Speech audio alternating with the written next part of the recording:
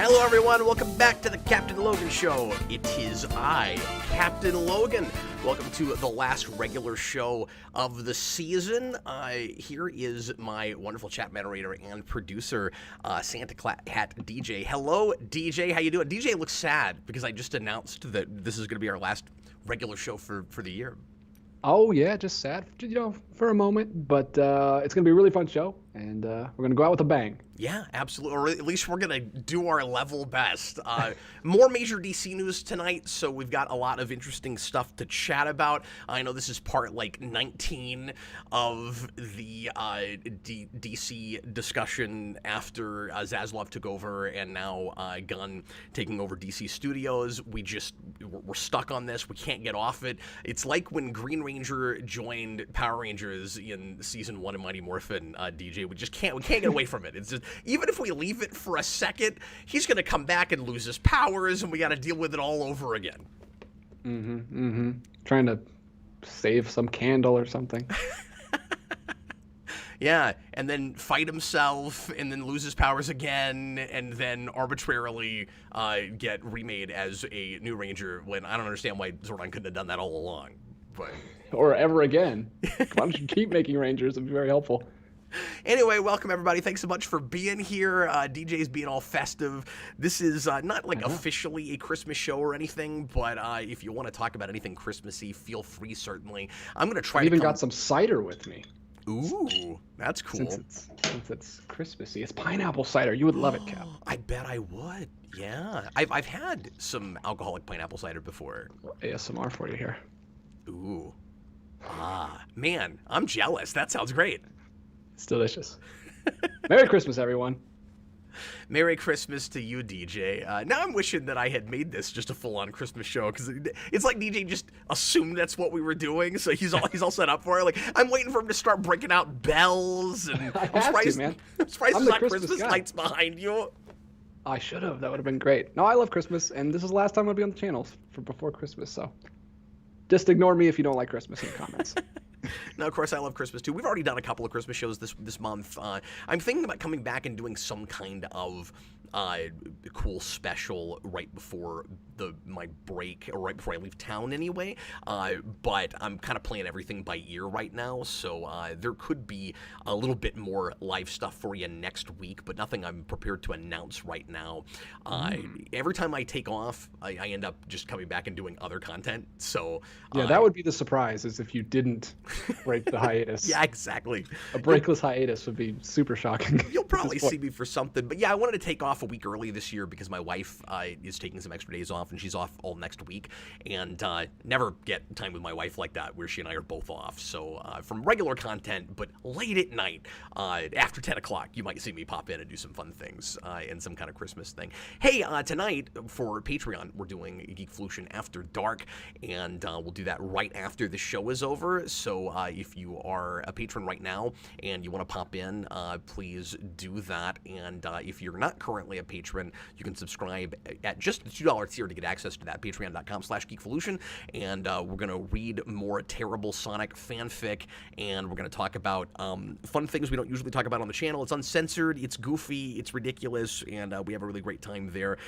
So pop in. It's also live, and Brandon will be here, Austin will be here, and DJ, if you don't feel like going to bed, you're welcome as well. But anyway, let's go ahead and see what's going on in the news with Gunn and Zaslav and stuff. It seemed like a real slow news week this week, DJ.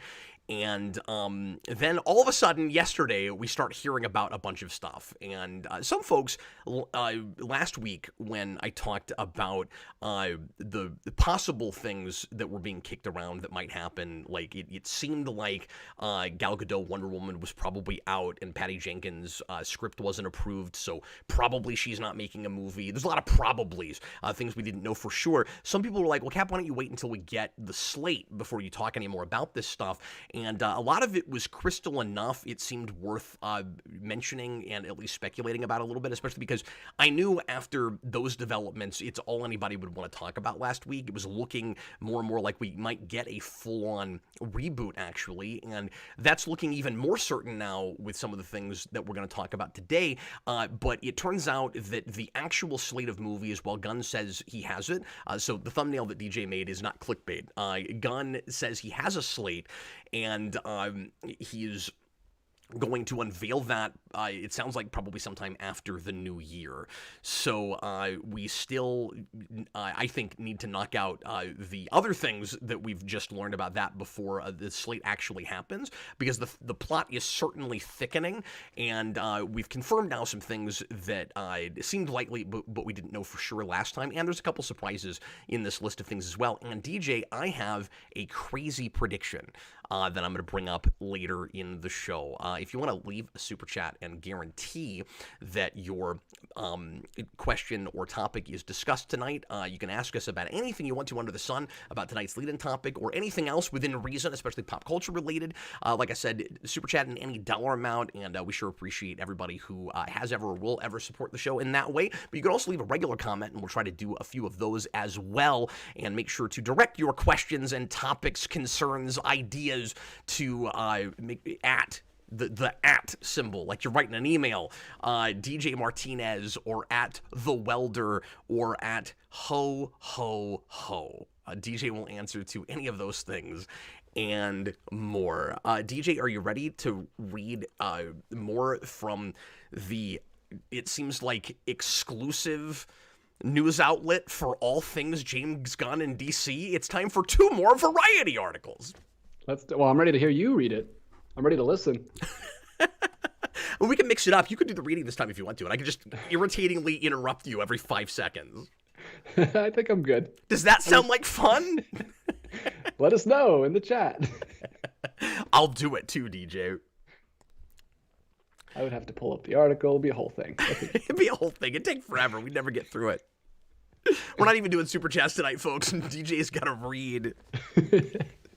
All right, this is the first of 2 Variety articles we're going to take a look at tonight. James Gunn writing new Superman film. Henry Cavill will not return, but eyed to play a different DC character. And that part of it is, I think, slightly misleading or a little bit premature to say, but I'll explain why as we get into the article. What we know for sure right now is, even though we had an announcement in October, we did a show. It was a lead-in topic. Man of Steel 2 is going to happen. And then Gunn takes over. DJ, I think it's really strange that they were announcing anything and making any decisions at all like that right before right after Zaslav took over. Like, he mentions his 10-year plan, and then they just start saying, here's some things we're gonna make, and then they go ahead and put a new head at DC Films, which becomes DC Studios. Like, did they not know they were gonna put somebody else in? I think that's so strange. I don't know. He had to have been like trying to figure out who he's gonna set as the CEO, like, as soon as he got in there, because he wasn't gonna do it. Yeah. I don't know. I wish they would just. I kind of don't even like that that James Gunn has said that he has the slate done. Like, stop. Just don't say anything. If you're not going to bring it up, if you're not going to tell us the slate till January, why even say that you have it done? Like, just less is more. DC, stop saying things. Just let it come. That's fair, although this is a place where I think Warner's and Gunn are maybe a little too aligned in the way they deal with things, where we have to, we're like, DC tells us too much, Gunn also independently himself tells us too much. That part of it is not on Warner's, that's on Gunn. Well, they picked him, so. Yeah, no, that's true, absolutely. Now, I think you'll find, though, that when he teases us with stuff like that, it will more than likely stick. I don't think that this will be a Sony situation or an earlier Warner situation. I always make fun of, the 14 Joker and Harley Quinn movies that were announced, and then, very few of those actually came to fruition, of course.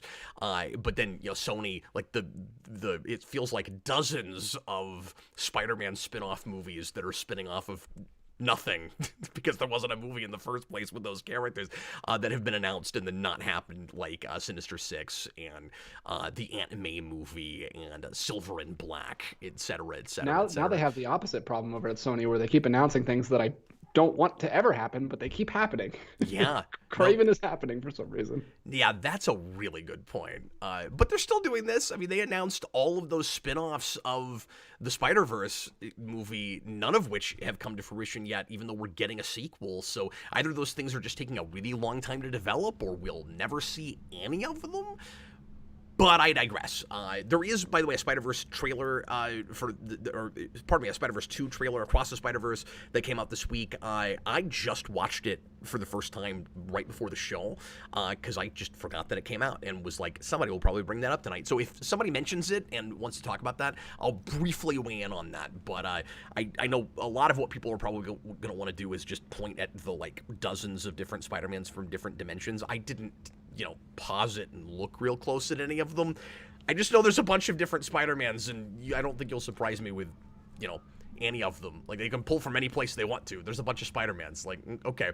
But anyway, I have a couple of thoughts about that trailer if we want to talk about that tonight as well. Anyway, I digress. Let's go back to Variety. This is what I'm like, guys. I read the title, and it took 5 minutes before we got back to the article. Things are heating up in Metropolis as DC Studios. They're still doing the cutesy writing over a Variety. As co-head James Gunn has announced, are they going to say, like, puts on his cape again?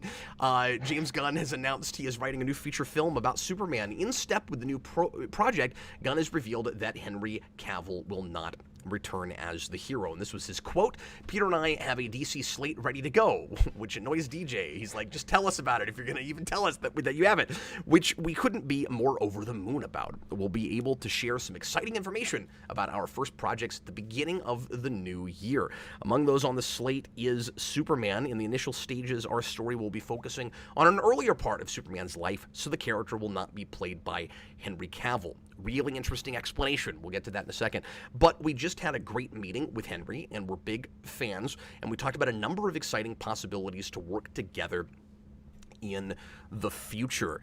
So, a lot to say about just this portion of it real quick, DJ.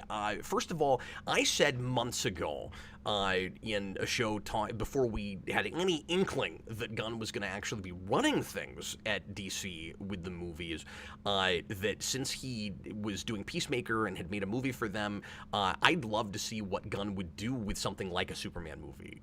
Like, get him kind of out of his comfort zone, not just dealing with anti-heroes, because after I reviewed Guardians 2 on Superhero Rewind, it seemed like listening to him talk about his process and how he made that movie, and his I think really good storytelling abilities. He's just got a really good head for story. Some people have been kind of worried that having, this much power like this, his sensibilities will creep too much into everything, which could be a problem. It was a problem for folks with, Whedon, with Marvel, absolutely, and there could be a little bit of that. But I think there was kind of this worry that everything would be, more hard-edged, and you'd have a lot more rated R movies than anything, and that kind of thing. And I'm like, yeah, but he's really good at that kind of balance with making, somewhat more adult movies that are still accessible and for a general audience. And if he took a character like Superman, he would make it what it is and not like transform it into something more like Guardians or more like what he did with Suicide Squad or something, I think. And lo and behold, that's the first thing that's been announced that he's writing. And I can't help but be a little bit excited just to see what that ends up being, because that's the kind of contrast we need to have a sense of how well he's going to do at that job, and if he's the right guy for it. I think that's a gutsy move on his part, to just right away go, okay, I'm going to write what you would think would be the most mainstream, straightforward, family-friendly, altruistic superhero thing. And if it's good, and if we buy it as Superman, I think it's gonna it's going to help the naysayers, right? Like, I think a lot of people that are concerned about this will feel better about it if he can nail that. Yeah, that's a good point. Yeah, just like Yeah, I guess because if it doesn't go well, we can get them out quick before they're too far into the universe, I guess. But yeah, I don't know. I'm not excited about it, but I'm hopeful that he can do that. Because I've seen a lot of his stuff. I've never seen anything that wasn't like didn't have his stamp on it that I would be like, oh yeah, this is his sensibilities. So hopefully he can kind of completely hide all that and make a Superman story that I like. That would be really Well, cool. and I don't know that he has to fully hide it. I just think, I think he might be able to win you over on some of his quirks and the kinds of things he likes to do if you still buy it as genuinely that character. You know what I mean? Because he hasn't done much besides anti-hero stuff yet. Yeah. And I think folks that don't like him in this role are going to either really be won over by that, or you're going to see, and I mean, these are normal now, so I guess it's just another day at the office, but you'll see a lot of flame wars with fans after this. I'm sure whatever he does is going to be polarizing to some degree, just because there's a lot of... I don't even know if a lot is the right is correct, but there are still folks, of course, that like what Snyder did, and you got the hashtag restore the Snyderverse people, and also a lot of folks that just don't like the direction the DCEU went, but like some of that casting, and don't like that we're replacing it. So there's a lot of people. Mm-hmm. We should probably just go ahead and talk about this part of it. There's so many camps now. Yes, it's very divided. It's not just one side or the other. It's like all of these little factions now. I don't remember being a fan of things when I was a kid, feeling like being at war. But sometimes it's a little bit like that, where there's all these different. There's like a Cold War. There's all these different cells everywhere. But no, exactly. There are, of course, a lot of people really angry. Lots of videos came out, lots of articles came out, just screaming at Gunn for recasting and not keeping Cavill. It's worst nightmare for folks that are in that place where they really like the casting of those characters, and even if they were okay with kind of a soft reboot, they wanted Cavill to finally get his due. I don't want to repeat myself too much because I've weighed in on this a lot, of course, but just to kind of reiterate my feelings on it real quick, the news that Man of Steel 2 was supposed to happen back in October was not a giant exciting thing to me. I was lukewarm on it, and a lot of people were. I keep saying a lot of people. Fans of his, fans of that casting choice went, "Yay, he's finally going to get his due. He's finally going to get to play that character, correctly or the way he wants to play it." And that was. I've got this disconnect where that was great for him, but I thought there was too much baggage with the DCEU and really just needed all of that to go away and a reset, especially with somebody taking over who maybe has a vision that might be closer to what I would think is definitive for the DC universe. And if you're stuck with all that baggage, it's very complicated moving forward from that. And the rebuttal I've heard from folks, I've talked to some people that are in that camp that say, but Cap, you could just keep everybody and still reboot. And that is so confusing to an audience that it's difficult to imagine that Warner's would do that they would want that they wouldn't want to just mostly start over. Although I still think you're going to get a little bit of a soft reboot in this, because Gunn keeps saying he's going to keep what he thinks works and then move forward with his own vision. But it also seems like he's recasting a lot already. Like, Godot may not be there, and Cavill is gone, and Affleck is gone, and it's like, so what are you keeping? I guess maybe just Waller and Suicide Squad, or is that even still on the table? Shazam? I don't know for sure. I'm sorry, what was that, DJ? I don't know. Just like Shazam and Suicide Squad is all that's left. There's no way he's keeping Black Adam. Yeah, because he's already said Aquaman's done, and I don't think there's any reason to assume Shazam would continue. Or if they keep Flash, that's just absolutely insane. Yeah, that's a mistake in my mind, just on face value. Like, even if you're not rebooting, it's time to you put that movie out and then you quietly walk away. But I never liked Ezra Miller in that role anyway. Yeah, it's so weird because he probably can't straight up say things about Aquaman and Flash because those movies are coming out, so he doesn't want to just like kill all interest in those movies. But it's funny because he's already said Aquaman's done. That movie comes out a year from now, and he's already said Aquaman's not going to continue, and I think that one is full on confirmed. Okay. Yeah, that's weird. If I was a little bit unsure of that last Thursday. I think that one's pretty well confirmed. I will be with this news. I'll be really surprised if that's not the case. Like if the Lobo thing came from nowhere, I'll be really surprised. Oh, I'm sure it's probably true, but I just don't think he's come out. Because I asked Austin. I actually asked the guys in the Discord before I made this thumbnail because I was like, they haven't confirmed Aquaman or Flash yet, right? And he said, no, it's just rumor. I said, okay. That one I'm wrong about then. Okay. Well, but I'm sure it's true. But I don't think he can say it. Wouldn't it be a shocker if it wasn't now? Like you're gonna go ahead and get rid of Cavill, but you're gonna hang on to him. Like if we're making all these choices just based on what's selling, then that means Gunn doesn't have as much control as I thought he did.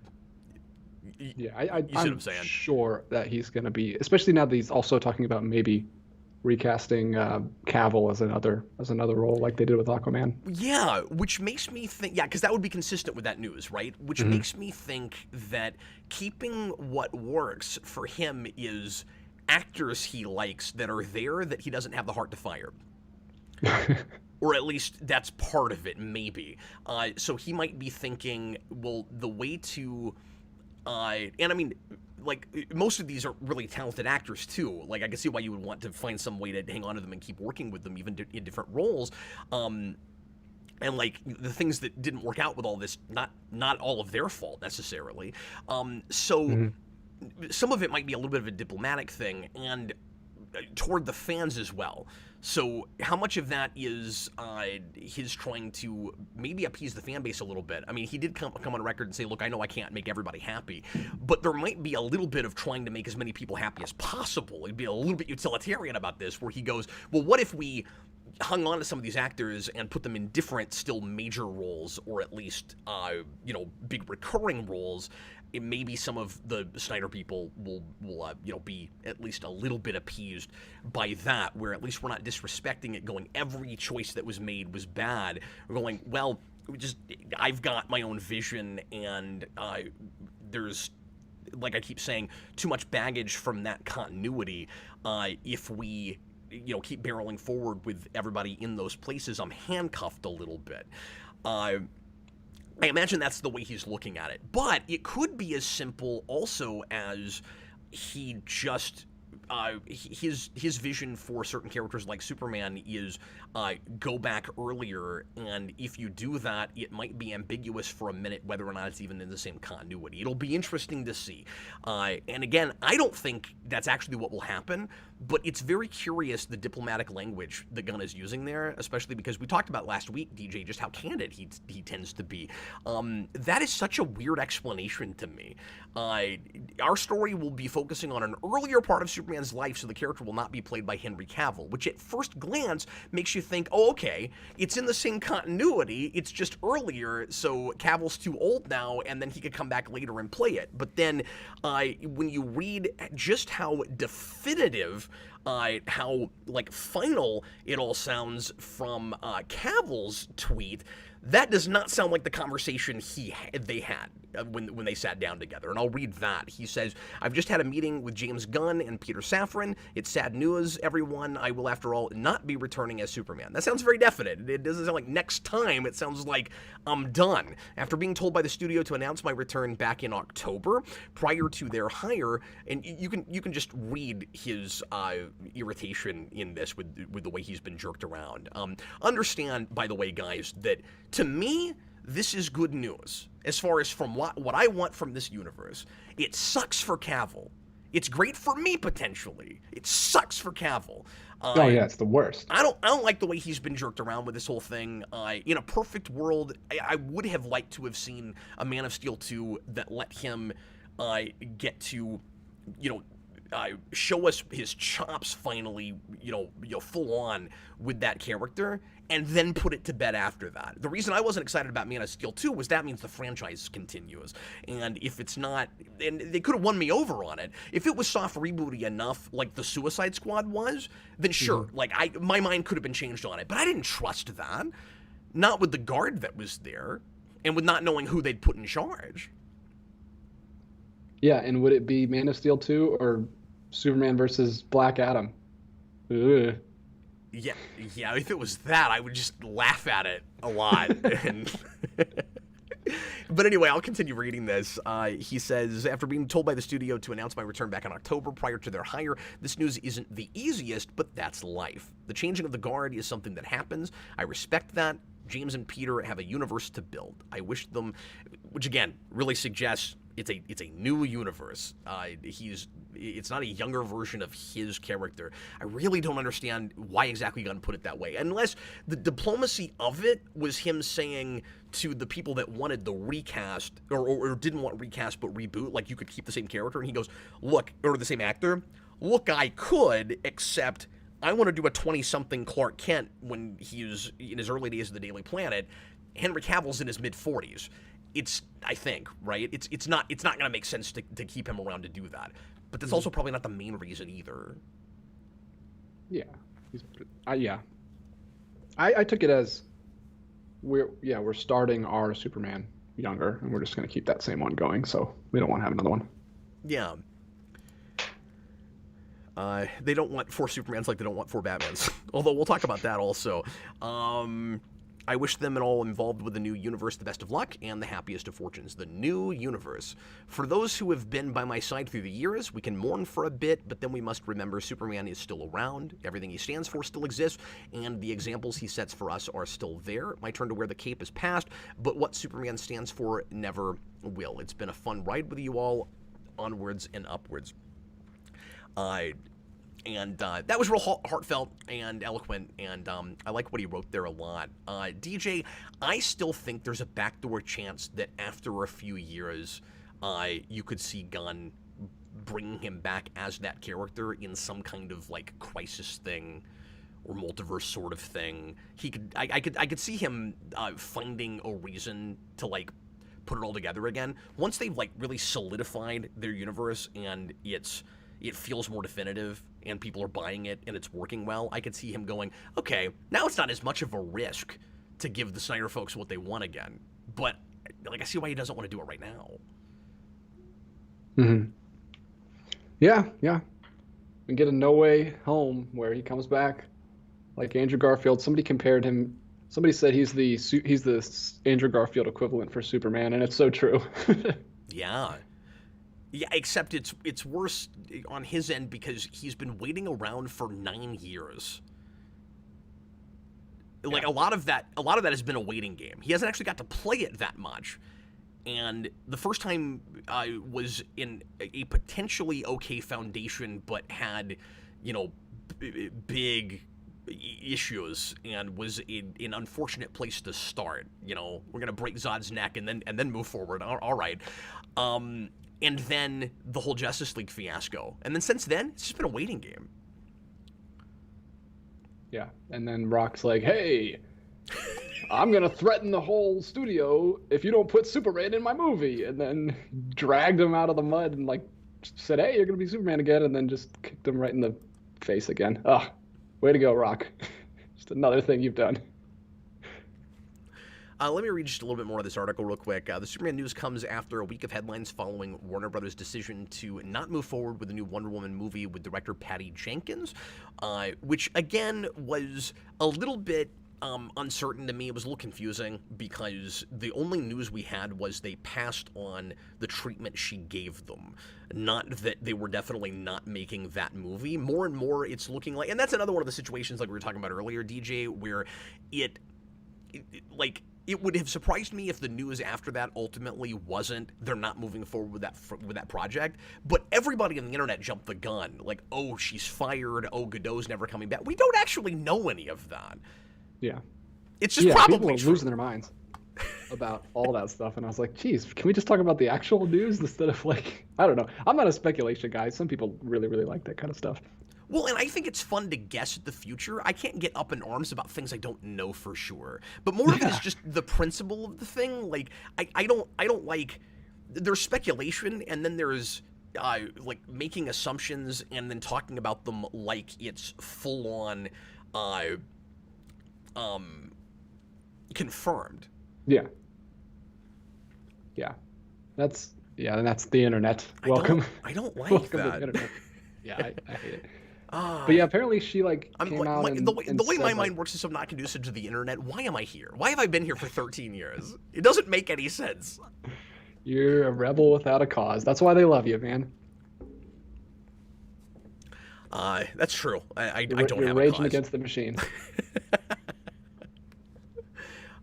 Yeah, more like spitting in the wind, I think. But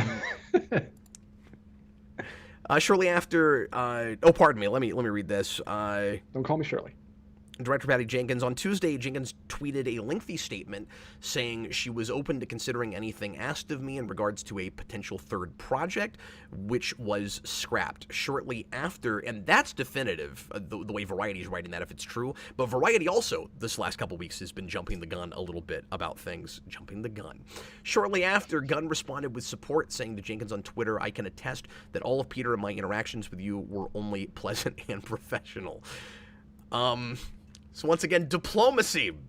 Gunn's learning, DJ. He's learning the diplomatic language already. Is that? But did that really need to be said? Like, I think that goes without saying.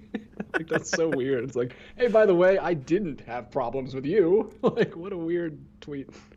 So you remember how last week Variety publishes an article and then right away Gunn puts out a tweet and is like, okay, some of this is true, some of this is not true. Well, then this week Variety puts out this article, Robert Pattinson's Batman on deck, Aquaman 2's $205 million budget, the tricky road ahead for DC. Oh, actually, this might not even be the same article. This might be one that came out afterwards, but I'll just paraphrase this real quick. They put out an article where one of the things they claimed, we'll look at this here in a minute. It might be this one, but one of the things they claimed was that the Batman, the Batman universe, the Pattinson universe, was likely going to be folded into the main new DC universe, which I've been predicting, actually. And I'm wrong a lot, and I'm wrong about this. Gunn and Reeves both independently came out when Variety said that and went, yeah, that's not happening. They are going to be full-on separate, they both said. And I just think it's funny that 2 weeks in a row, Variety, which is a news outlet that usually you figure you can trust on the face of it, so they'll say a thing and people go, oh, it's confirmed, it's Variety, it wasn't one of these weird, BC D-list sources. It's like, yeah, they're speculating along with the rest of us just based on, their sources. Like somebody in-house or like multiple sources in-house will tell them things and they'll go, well, this is, likely what's happening, or they'll couch it in language that sounds definitive, but that they can easily kind of backpedal afterwards, and then the whole fandom on the internet goes, oh, this is happening. Here's what I don't understand, DJ. Why, and I think Gunn and Safran have had this problem since they were announced taking over DC Films, DC Studios. I don't think they've been great at understanding some of the questions that have been like most burning from the community that they seem willing to answer. They just don't realize what people are asking, I guess. You know what I mean? Because it seemed like they were kind of tiptoeing around the question in places, Gunn in particular, about whether or not the Batman would be part of this continuity. I saw over and over again, people would try to get him to answer that. And now just straight up, he's like, yeah, they're not. Why couldn't you say that before? People have been asking you about it. Why wasn't that one of the first things you said when you got the job? I don't know. Well, he's going to call it the BCU. It's the Batman Cinematic Universe, and they're going to run parallel to each other. That's great. The thing that I was most excited about in hearing that Gunn is writing a Superman movie with what little of his pitch we know is that it's also like with the Batman, young Superman, and focused on, it sounds like, the Clark Kent side and the journalist side, which a lot of our viewers have been calling for a long time. We had somebody a couple weeks ago that was like, my pitch for a Superman film would be he's not even in costume that much. It's mostly investigative journalism, and we were talking about how like a mainstream superhero movie not likely to do that, where that would be so much of the focus. It sounds like that's what Gunn's trying to make, which is really cool, and it's not going to be origin. So and this was a thing that Austin said to me yesterday, and I agree with him. He's like, wouldn't it be great if we got the Batman take for Superman? And it seems like that's maybe what he's doing, which is really cool to me. Yeah, I hope so. That'd be awesome. We finally got the detective Batman movie. Let's get the journalist Superman movie. Yeah. Well, and highlighting those parallels is cool, because we always talk about how opposite Superman and Batman are, but they actually are both investigators in their ways. Mm-hmm. Superman's not as good at it, but they also do different kinds of investigating. And it's fun to focus on the ways Superman is held back by his powers and his values in a way that Batman isn't, in trying to uncover a mystery. Mm-hmm. So I hope that's a lot of the focus of that. I've got some super chat reactions to this news if you want to hear them. Let me read a little bit of this article real quick, and then we'll do that. Oh, sure. Yeah, sorry. I'm slow tonight. There's a lot of stuff here. Let's see. Marvel Studios panel for San Diego Comic-Con. It was clear James Gunn was feeling nostalgic when the filmmaker took the stage. I didn't even know about this. Some of this article I've not looked at. I just kind of skimmed some things. Let me drop down a little bit and just see what of this we need to deal with that we haven't already talked about.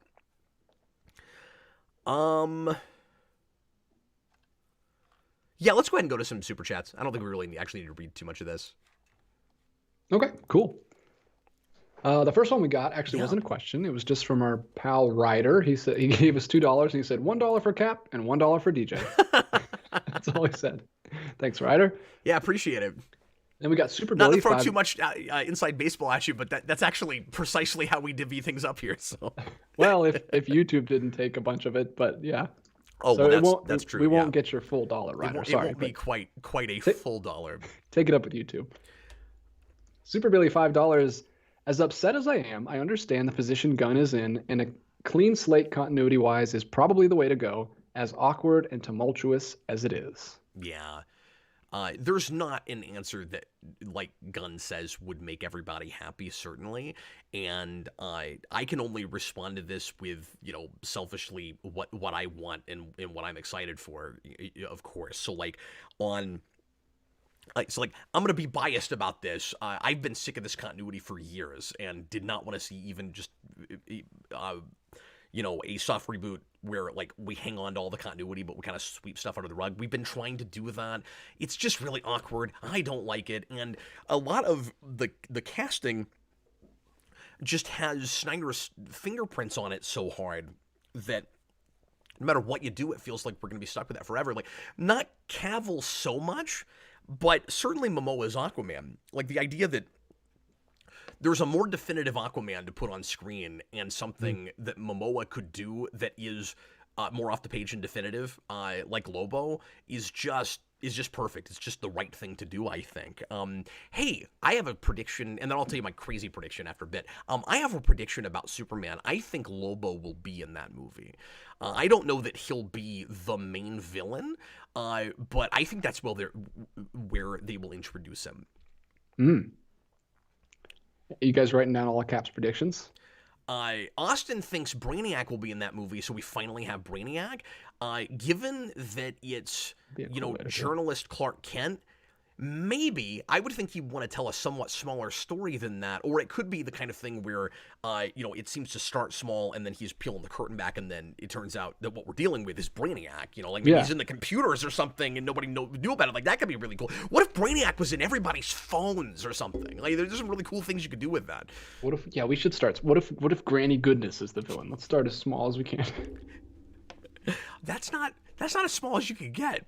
I mean, because that just assumes Apocalypse and Darkseid. True. But if Granny Goodness had been the main villain for Justice League, we wouldn't have been making fun of it as hard, I don't think, than as we did when it was Steppenwolf. Yeah, but he would have made her like a badass, like ninja, like I don't know. It would have been. I don't want to see Zack Snyder's version. Speaking of that, though, can I tell you my crazy prediction? Yes. I think, especially if, and this is going to sound so left field and maybe insane to people, but I had this thought and I couldn't shake it.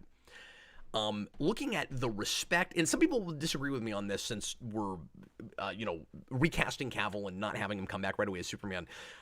I think that Gunn is trying to show some respect for what came before in trying to hang on to some of those actors, and I feel like in some way he will find some way to hang on to some things from that, even though it's looking more and more like a reboot.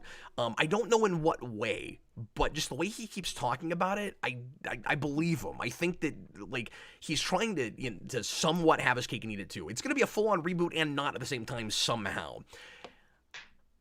I think, especially if he gets to stay on past his 4-year contract, he will hire Zack Snyder to direct a movie. I think Snyder will come back. Wow. And he won't have the power he did, and it won't be his vision for everything. But I think because they're friends, like I think there's a good chance that he goes, look, Snyder fans, I like Snyder also. It just kind of blew up in his face and fell apart and didn't really work. But he's still a filmmaker I like. Let's just give him a project. Like I imagine he'll see the strengths that I see in Snyder and go, we'll have somebody else write it. We'll have somebody else, storyboard it, or we'll have, maybe collaborative storyboarding, but we'll let him translate somebody else's work, and that has been very successful for Warner's in the past. They just haven't done it that way since he got popular. Yeah, that could be very interesting. I can see that. Am I crazy? No, you're not crazy. And then what? And then what do the Snyder fanboys do? Like, what? They're like, well, I don't know what to do. I'm supposed to be mad at this James Gunn guy, but he just hired Snyder. I don't know what to do. I think it could happen. And I'm not full on against it either. Regardless of the fact that I haven't liked the last few things he's done, and he kind of sounds like a crazy person in interviews and stuff, but I've liked his stuff before. And I feel like Resurrection Man movie. You'll finally get that. Yeah, you know what? This is going to sound awful, and I don't mean to be condescending or anything when I say this, but man, yeah, give Gunn something that doesn't matter that much. Just see what happens. You mean Snyder? Sorry. Give Snyder something that's not a big deal if it flops, not a big deal if it makes no freaking sense. I know people are gonna think I'm nuts for suggesting that, but I think it could happen. Another thing we haven't mentioned yet is in the list of things this week. It's not in either of the articles I pulled up, so pardon me for not having a source, but apparently Affleck is in talks to not come back as Batman, but to maybe direct something. And I wonder if he'll also be in the group of actors that stays with DC but doesn't play the character that they were originally hired for. Yeah, he's just going up against Chris Evans for most superheroes played. Yeah. So give him another one. There's another big lug that he could play. And I used to complain about that, by the way, you remember that video I made a million years ago when Chris Evans was cast as Captain America, and I was like, there's not that many superhero movies that get made. Like, let's kind of share the wealth a little bit and not have actors get to play, more than one major superhero. I don't really have that as much anymore because so many of these things get made. Yeah. You ate your Santa hat after that video. Did I say I was going to eat my Santa hat? No, but you didn't want Chris Evans to play Captain America, and then he was the best part of the MCU for 20 years. Well, it was a principle of the thing back then. It wasn't me saying he would necessarily be bad in the role. I couldn't really see it right off. But so many, like, it's ridiculous. Yeah. Like, how long before all these people that are getting fired from DC just run over and play Marvel characters? Well, especially because Gunn has directed one of the most popular franchises at Marvel, and he's bringing some of his actor friends over to DC. So, like, we've already had crossover. Yeah, earlier in the chat with his project, like, Rooker is in every movie he makes. Yeah. Which means Rooker will be in Superman somewhere, and I just had that thought. And I'm sure there will be fan casting and stuff where people are like, what major character would he play? A Rooker Perry White would be the funniest thing imaginable. But anyway, sorry, what were you going to say? Someone in the chat earlier said if Gunn has full control, Rooker will be in every DC movie. Oh, yeah. Rooker and his brother. Well, you know what? I disagree with that. He'll be in everything Gunn has a hand in. Well, I mean, Gunn will have a hand in everything. I don't mean that. Yeah, everything Gunn directs or possibly writes. But I don't know that, it'll be like the Stan Lee cameos. They are different jobs, right? Like running a studio versus directing a movie. They are different jobs. Mm-hmm. I don't know that he'll try to take it that far. All right. Super Billy also put in $5. Thanks, the man. blame belongs to WB to string poor Henry Cavill along for so long, only to bait and switch him like this strikes me as a genuine unfairness. Yeah, it's not fair. And that doesn't mean that Gunn made the wrong call with it. You can't make creative choices based on, poor choices made by a previous regime or the company heads above you and stuff. But it isn't fair. I agree with that. I'm not gonna. I just don't think that Gunn should go. I don't think you can be that utilitarian. You know what I mean? Like, he has a tough job. He's going to have to make tough calls like that. I like that it doesn't sound like he's being, like, super ruthless about it. But at the same time, like, people that really think that he should have kept Cavill on, let's wait. This is just how I feel about it. Let's wait and see what it is he's wanting to make, because I just want to know if people that are really angry about this, if some of them are suggesting that the way you ought to do business when you have a job like that is, if the previous regime was unfair to an actor, you have to make all of your creative choices around that and keep him on just because it's not fair to him. Like, that's just not. I don't think that's how you do business like this. Like, I think you'd, and it's not me saying put money ahead of everything. It is me saying you got to put the art ahead of everything. Mm-hmm. I am saying that. So can it not be true, DJ, that it's not fair to him? Yes. Also might be the right call at the same time. Oh yeah. Right now. Absolutely. Yeah, I totally agree with you. Super Billy put in another $5. He said, I know it's the nature of the business and there are far greater injustices in the world at large, but still he was owed at least one more solo film. And this was obviously he put this in a long time ago. This isn't response to what you just said. But. Oh, sure. It would be really impressive if his super chat fingers were on the button like that, right in the moment. I don't know if I agree with that. How weird, it'd be so weird to, like, Man of Steel's 2013. Yeah. Man of Steel 2 wouldn't be out until 2024. Like, that's over 10 years between those. That would be so awkward. And you have to pick up from Justice League, where he's got a black suit on for no reason. Well, and I don't even think it would be all that. Like, when they said Man of Steel 2, I'm like, okay, I'm sure it will kind of be that, but that's disingenuous. It's gonna be, it would have been, I'm sure, more like the Suicide Squad, where it's dicey whether that counts as a sequel Like, it is and it isn't. It's very soft rebooty. I'm sure it would have been more like that. I bet there wouldn't have been all that many connections. Besides, you'd have the same Lois Lane probably. How much of the rest of the supporting cast would you have? How much of anything that happened in those movies would even be mentioned in that? The reason you'd make it would be to try to start a new franchise.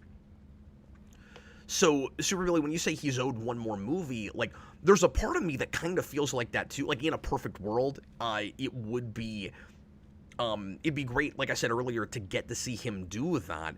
But from a, filmmaking standpoint, are they going to give him a last hurrah? Would you expect them to do that? Because that's not how this kind of thing works. We make a thing to keep making more things.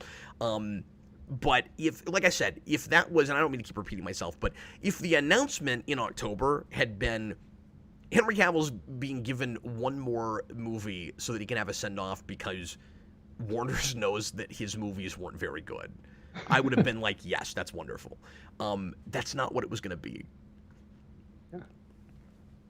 Jojo Ed, $5. Henry Cavill was brought back, all caps, before Gunn and Saffron officially took over. Right. With the baggage of controversy and bad movies, a reboot makes sense for DC. Yeah. Yeah, that's what I've been saying all along.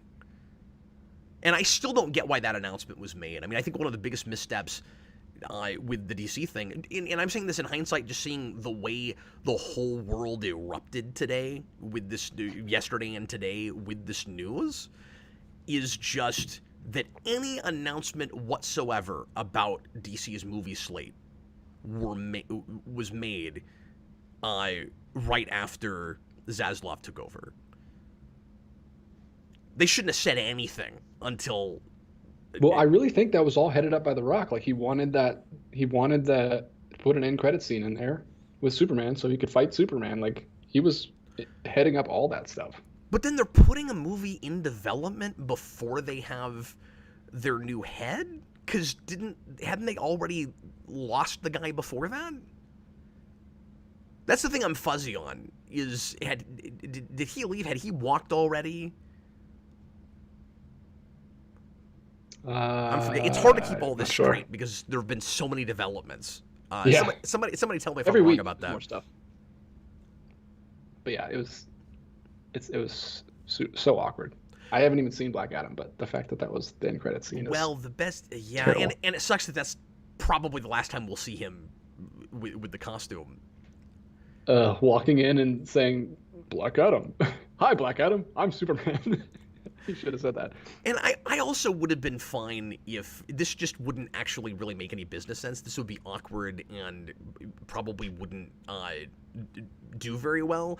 But, like, if money were no object and they wanted to try to appease the Snyder camp or the DCEU camp and also make something more definitive and start over, and they had two separate franchises running, I would have been totally fine with that. And then you'd be able to, let Cavill have his movie, and you can keep making Flash movies if you really want to deal with Ezra Miller, and you can, whatever, The Rock can fight Superman, and you can do whatever stupid, dumb crap over there you want to. And then maybe occasionally they'll make a movie that I'll like, and that'll be cool. And if I wasn't doing, this YouTube channel thing, I could, pick and choose the movies that I watched, and I could just watch, these newer Gunn spearheaded things and hope that I like them more. You basically have, like, Rebirth and New 52 happening at the same time, and you can pick which one you wanted to watch, but that would never happen. It would be really weird and confusing to audiences. I say that, except we are kind of going to have that if there is a Batman in this new continuity. And as Austin and I said in our very lengthy 2.5-hour speculation cast, some of which is worth listening to and some of which is already very outdated, it would be very strange to have that universe without Batman. So you're going to have... And if they just do the Batman side, but they don't ever actually show you Bruce Wayne, that will irritate me. Like, I don't want that. So you'll have to have two different DC continuities happening at the same time. But the difference is they won't be using more than a few of the same characters, probably. I don't think it's that. I think people will be fine. Like that, the Batman has such a distinct look and style, Yeah. and if all the films in that universe look like that, and the Superman movie looks like a Superman movie, I don't think it's that. I think people will be fine. No, I don't think that's crazy either. I'm just saying that there is weirdly about to be a precedent set for the thing that I said they'd never do. Yeah. But they probably would never have this previous continuity that's only been partly successful keep going while trying to start another one. Because, the Batman's going to keep going because that movie did well. Mm-hmm. Oh, absolutely. I just want to read this because I think it's funny. Brandon Hembry says, although I wish Cavill had a fair shake, a last hurrah would have been bittersweet because he never had much to begin with. Yeah. We never saw him do a damn thing. He fought Zod, met Lex, died. LOL. That's what he did. And did a lot of things and had an attitude that seemed more than morally ambiguous to me. Like, all he really cared about was Lois Lane, and if the rest of the world went to pot, that was okay with him. And that's sure what it felt like in places. All right, what do we got? Another one from Jar Jar Ed, $5. I bet a friend $69 that Henry Cavill comes back as General Zod in the DC reboot. I hope all of the DC Trinity is important in the reboot. I'll take that bet. You're gonna almost certainly, if we do this, you're gonna owe me $69 because you said you did it with a friend. Do it with me too. I'd like $69 because I don't think there's any way that happens. It would be bizarre and kind of overly cutesy, DJ, to recast him as a character he fought. I don't see Gunn doing that. Yeah, I don't want that. That's weird. Did I hear that right? You said Zod. Cavill plays Zod? Yeah, that's a big, massive Zod. He'd play a real unrelated character, I would think. I would think if you're recasting, it's so strange we're even having this conversation. Because this is left field to me. This is not a thing I would have guessed at. He's got to be like a supporting actor, that we were going to take all these actors that have already played major characters and give them somebody else. And now we got a fan cast based on people we have already of other characters in the same universe. You never could have guessed that we would ever be having this conversation. Like, if the rumors are true, Aquaman's going to play Lobo. Superman is not going to play Lex Luthor or Zod, or right? Like, it's going to be. No. I would think it'd be somebody unrelated to Superman. Yeah, I don't want to be distracted. People keep saying Exactly. Jor-El. Like, I don't want to be super taken out every time Jor-El comes on screen and it's Superman. Here's the problem. People that, and I don't mean to distance myself from people that feel this way too much, because I liked his casting. I liked his performance in Man of Steel. It's just choices that were made with that character, of course. And it affects his performance because of what he's being forced to do. And you can tell he doesn't like a lot of what he had to do either. But what happens, DJ, is when you have a character, and I don't mean to throw shade at people, but I've never liked this idea, this thought process. People will want to see like a nostalgia thing, a legacy thing done with it, where like we have to celebrate what he did and who he played by doing like a stunt casting thing that must be connected to the character he played, right? Like, it was a big deal to people. And this was one of the cooler parts of the CW crisis, don't get me wrong, but like it was cool to people when Brandon Routh got to come back and play Kingdom Come Superman, because he finally got to play Superman again. People aren't going to want to see people that are upset about this aren't going to want to see Cavill come back and play something unrelated. That's why people are going, well, it should be Jor-El or something so that we can like pass the torch. But like you said, first of all, I think that's kind of cutesy, especially to do it this soon. Like, it worked a little bit better with the Brandon Routh thing because it had been like 15 years since he played that character. But to do it like this recently and also 15 years since we saw Brandon Routh. Like you saw it. Say again. Also 15 years since I'd seen Brandon Routh. Like he. Well, since you had, but he was, but they already did this basically with Brandon Routh in Cena because he was playing the Atom. Oh yeah, he was for Atom, years. Yeah. And so what was awkward about that whole thing, not to get off the beaten path because nobody cares about this anymore, but what was awkward about that was that you had a multiverse where in one universe you had a Adam that looks like Brandon Routh, and in another universe you have a Superman Returns Brandon Routh Superman that years later becomes Kingdom Come Superman. It was very awkward, but they'd already set a precedent for that by having the 90s version of Barry Allen Flash being that actor, and then having a Flash in a different universe that was Jay Garrick looking like that character, and then in another universe having him be Barry Allen's father. So, I mean, you just have all these characters that look like the same actor just because of stunt casting? Yeah, when it's stunt casting, I don't love it. Like, I guess if we stay consistent with it, he has to come back as like a professor of Smallville Kryptonian ruins. Yeah, that at least wasn't like... He'll teach Clark, what they mean, what all the runes mean. That was one of the classiest examples of this, I think, too.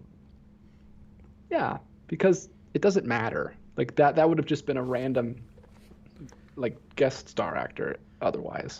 But don't put him as, like, a big, huge, distracting role. Yeah, but then it was still a cool, like, not too cutesy...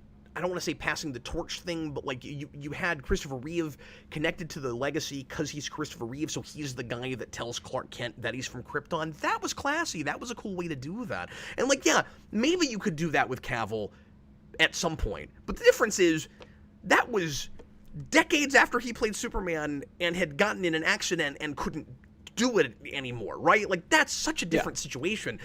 If you did it with Cavill like 10 years from now, I might feel differently about it, but like, you're gonna recast him right now as a character in a Superman thing, where you make it like a legacy thing, where like it's not a new generation. He just played it a few years ago, Yeah, and does Cavill want to do that? Like, does Cavill want to come in and play Jor-El and watch some other actor get to be Superman after he got yanked around for 10 years? Like, that sounds like a bummer for him. He would cry before every take.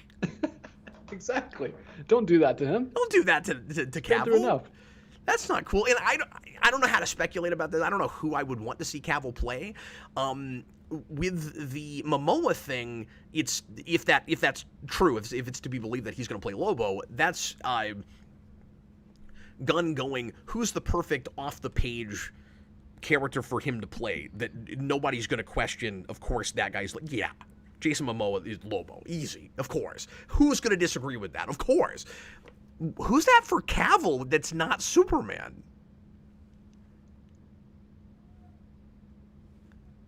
I don't know.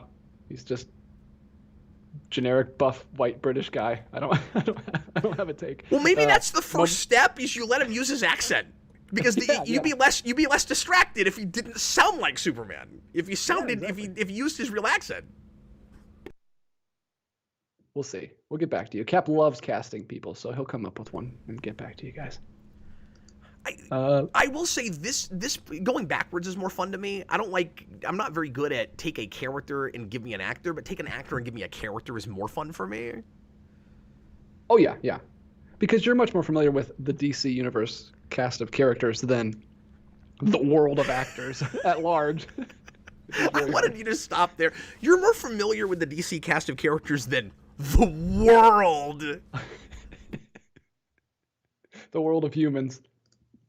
Because they don't have to be actors. Sometimes they're just musicians or randos. Sometimes they're CG constructs. And it's not even a performance. That's true. All right. Josh Calisano, $5. Hi, Josh. I have 2 predictions. Okay. Oh, he's hopping on the prediction bandwagon. I think Well, Josh is a big classic Superman guy, and he's going to have lots of thoughts and feelings about this, I'm sure. Go ahead. Sweet. He says, I think Krypto will be in the movie.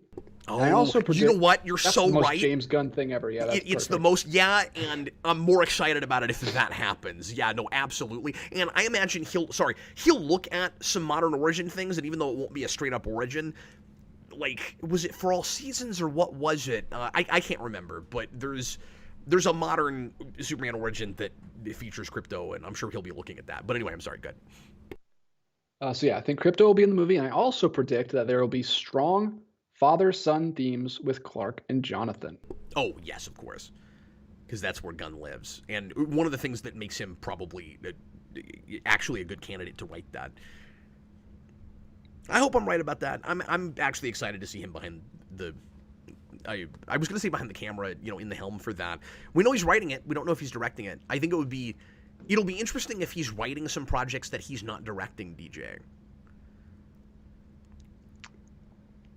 Yeah, someone said that earlier that they're pretty sure he's not directing this and just writing it. Because more of a collaboration could really help with the worry that his tonal sensibilities will take over projects like that too much. Mm-hmm. It would be potentially very appropriate for someone else to actually make that movie. Yeah, I hope so. I hope he's not directing. Josh Colosano put in another one, $2. I am so excited. Get David Cornsweat as Superman. Well, I have looked up. Yeah, who is that? He is in Look Both Ways and Pearl from this year. He's in Hollywood from last year. I don't know this man. Okay. Yeah, I have not seen those movies. He has a really strong looking jaw. Looks like he could pull it off. He kind of looks like Matt Bomer. He's a little skinny, but he could bulk up. I just want to read this real quick because it's funny. Cap, will you like it more than Brightburn? I mean, I can never be sure of anything that I haven't seen yet, but I like being repeatedly slapped in the face more than Brightburn. So I'll be really shocked if I walk out of the theater and you don't know. I don't want to predict this too much, but I can't imagine I walk out of the theater with this Superman movie, DJ, and my review is I'd rather be repeatedly slapped in the face. Oh, I'd watch that. I'd watch that video. I'd watch that. How he felt about. I didn't say that I would get slapped in the face in the video. No, I wouldn't watch that. I'd stop it. I'm pretty far away, so I don't know how much help I'd be, but I tried to. It's like I knew Cap was a masochist, but he's taken it too far. All right, let's move on to Ryder, $2. Can we agree the DCEU ended on a good note? ZSJL. Well, that wasn't the last thing in the DCEU. Yeah, I mean, unless you want to think of the DCEU as just everything Snyder actually had his hands in up until that, and then everything after that doesn't count because it's a little soft rebooty. And if you feel that way about it, I'm not going to fight you on it. I can totally see that because it does feel. I mean, there's a lot of shifts that have to happen after that. There's a lot of little retcons here and there. All I'm gonna say about right now, because we've done our bit on this. We've talked about. Well, I say that I haven't done a rewind on it yet. But you will. If I take off for 8 weeks to put that together, even off the cuff, you guys are gonna have to permit me that. Okay, that's a 4-hour movie. But I had this thought the other day, DJ. Actually, what I really want to do with that is do it in 4 parts, like they should have released it on HBO Max the way they originally talked about it when they were going to do it in episodes. I kind of want to do my rewind in episodes. It'll be like your complete collection video. It'll take 4 weeks. It'll take 4 weeks. It'll be 2 hours each every time. I'll eclipse my BVS rewind by 3 hours. But anyway, I just wanted to say, because that was 5 hours long. I just wanted to say real quick that when you say, like, I'll meet you halfway when you say that ended on a high note, like, compared to the other movies Snyder had made, I liked it more, or at least as much as Man of Steel. Maybe I think content-wise, I probably kind of like that movie better than Man of Steel, the more I've seen Man of Steel, but certainly not like pacing and and construction and stuff. Construction. What's the word I'm looking for? Structure. Construction. Yeah, what structure? What it's a wholly unique structure. I would never. I can never watch that again. I can't agree that it's a high note. It's not worth 4 hours of my life for like the nothing story that it is. It's just so plain. Like, I don't know. It's weird. It's crazy how long it is for what it is. But I'm glad people love it. And I'm glad I was watching it with you guys when we did that commentary, because I probably would have been bored and turned it off. Anyway. Well, you had people that were so extreme and clamoring for that to finally come out that I'm glad it did, just because there's the potential the world would have ended if we never had that movie. Like, I think it's a good thing we have it just because nobody died. It could have been, yeah, that could have instigated World War III. It really could. We didn't finally get that. That's what it felt like. This is not me saying that but you anyone can't bargain would, with terrorists. This is not me saying that anyone would actually be a real physical terrorist. Although I don't know. I don't actually know that. Vitali says Snyder fans are going to cancel DJ now. Well, that's fine. I mean, I'm sure they already have. That movie, I still can't believe that movie opens with a Dragon Ball Z level paced sequence of just Superman's death scream reverberating throughout the universe for 10 minutes. Well, yeah, it's because he put it's like Gendy Tartakovsky's storyboard in it. Yeah, he put every single shot back in the movie. There's no shot that was cut from that film. He put everything in it. It's 4 hours long. But that suggests that that and that slow motion flash sequence when he's introduced in that movie, it's not just that they left everything back in and nothing got edited out. Those things were meticulously storyboarded to be the pace and the length they were. There's not. It's so weird because at the same time as I want to say there's nothing to cut out of them, they also don't in any way need to be even 75% as long as they are. But the way they're storyboarded, you know that's the way those sequences were intended to be. And why would he shoot it that way and storyboard it that way? There's no way that's getting released in theaters. People who say, oh, it's all WB's fault, and if they had just let Snyder do his thing, it would have been so much more successful. No, it wouldn't. That would never get released. And if it did, no one would watch it. People aren't going to go watch a 4-hour movie. And you can only show it so many times in a day. Yeah. Half the times. So that would kill the box office. It might have been 3. I think the max length we could expect a movie like that to be is 3 hours. And we've had superhero movies that border on that get close.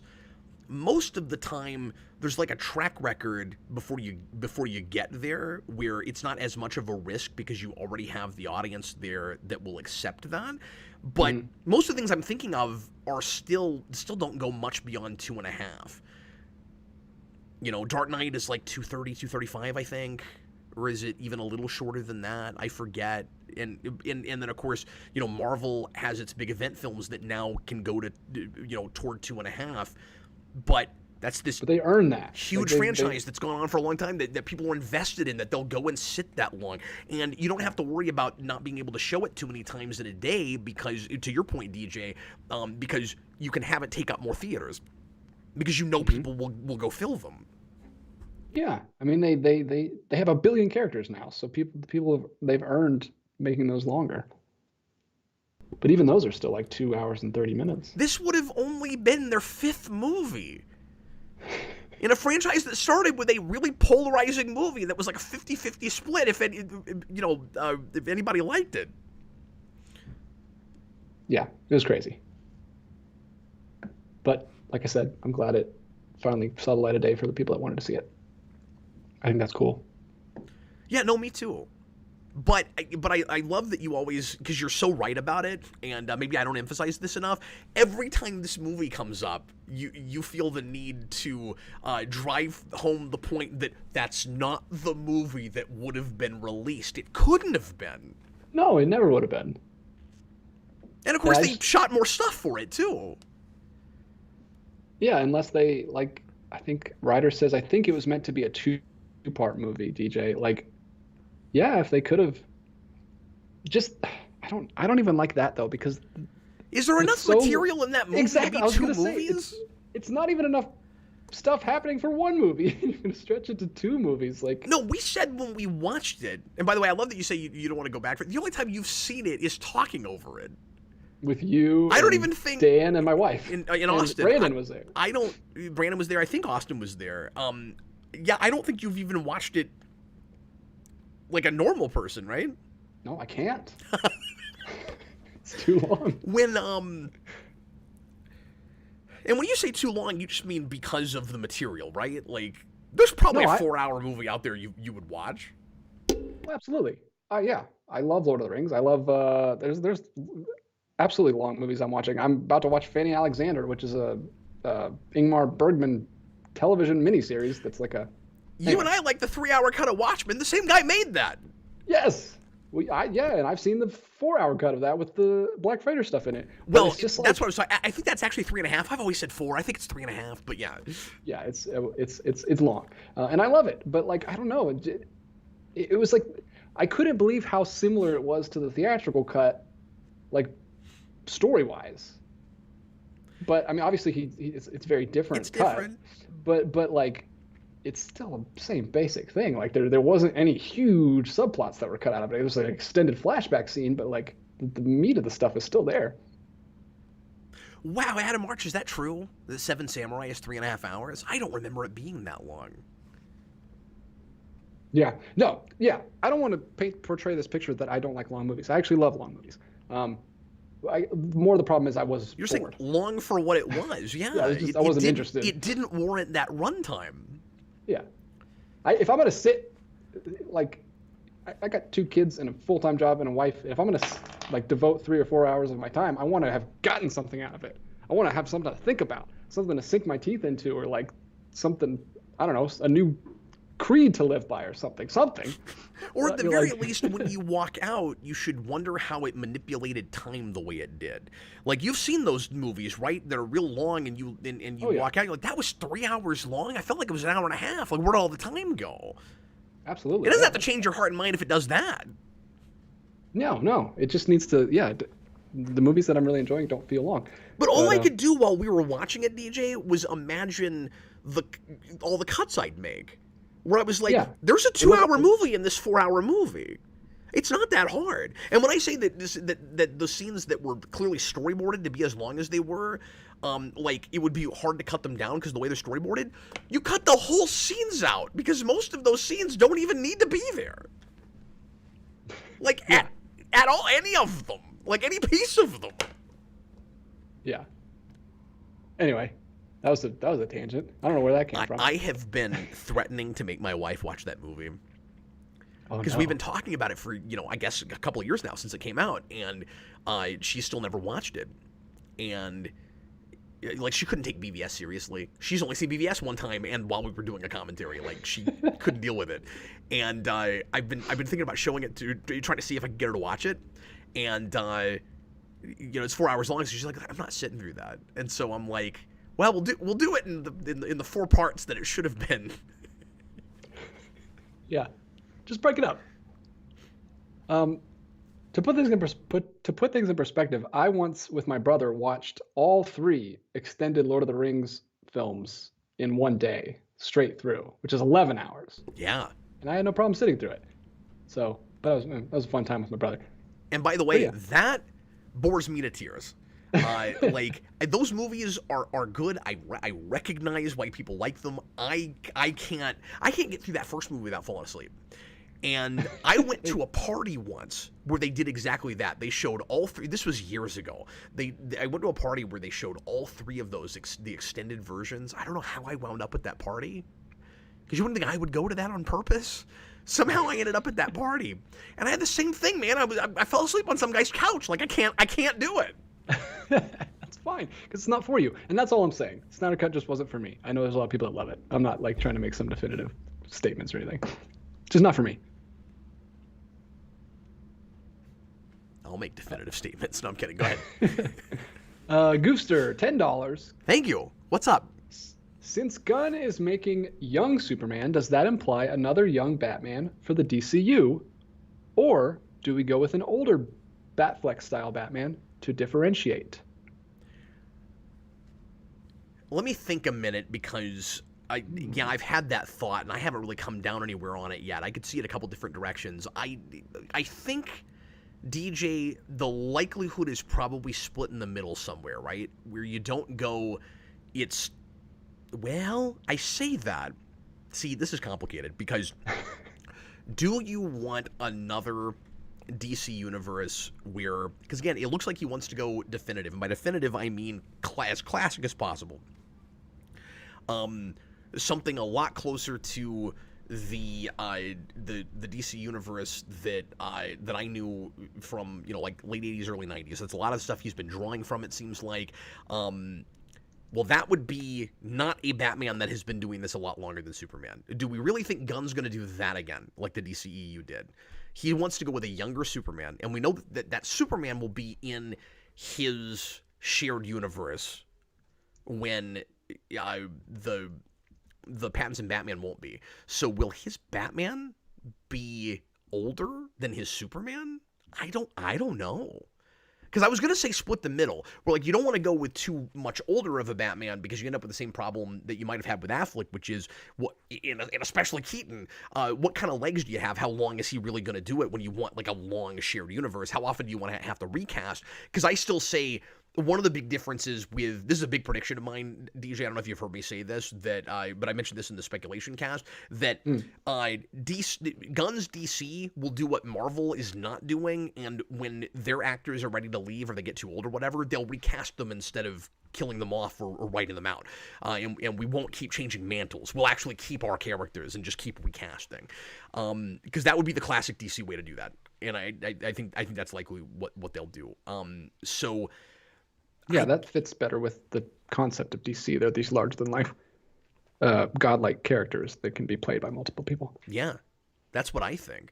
So maybe they won't be so concerned with the age thing, where it's like we need somebody that's a lot older than Pattinson to separate it out. I think they'll just have a Batman with a different kind of attitude and a different sort of tone.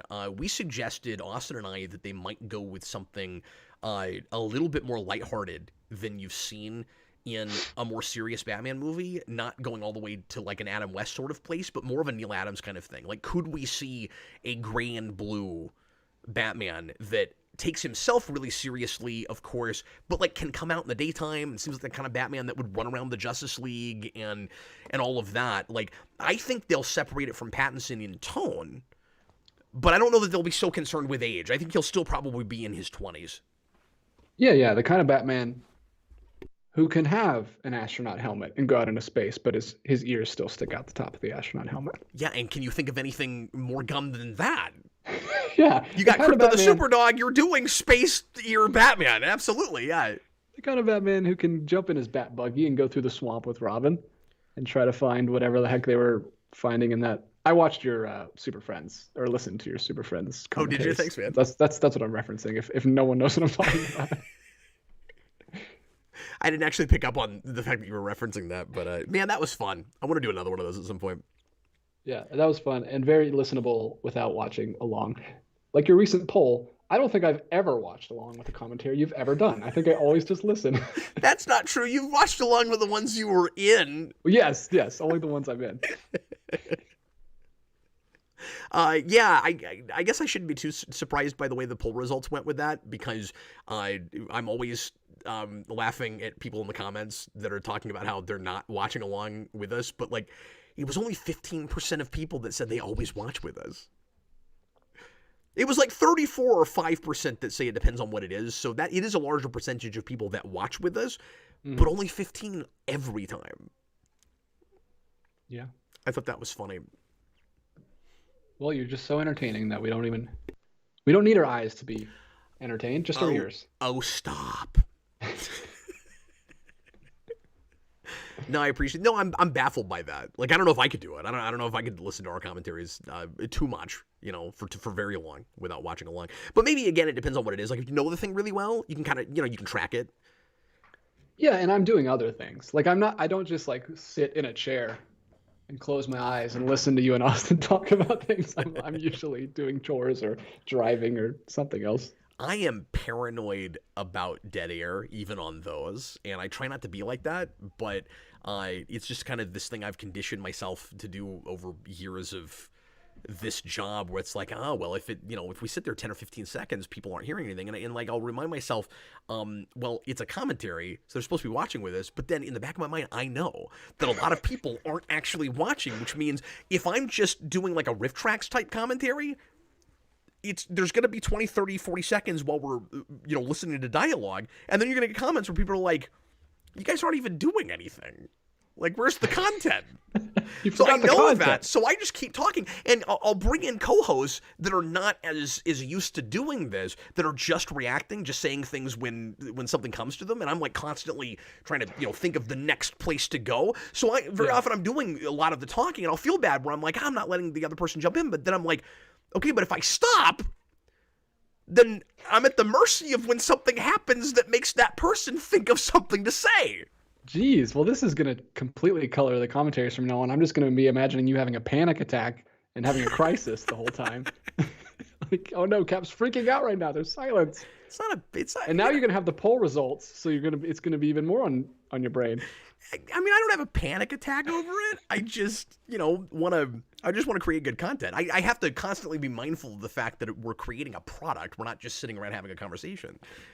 Yeah, and I'm not saying this to toot my own horn, but I was like baptized by fire because the very first thing I did with you on this show was 5,000 commentaries on Power Rangers. So I had to get used to just talking the whole time instead of just sitting back. There is an art to talking for a while. This is inside baseball. There's an art, DJ, to talking for a while without actually saying anything until you land on something that's like actually substantial. In a commentary in particular.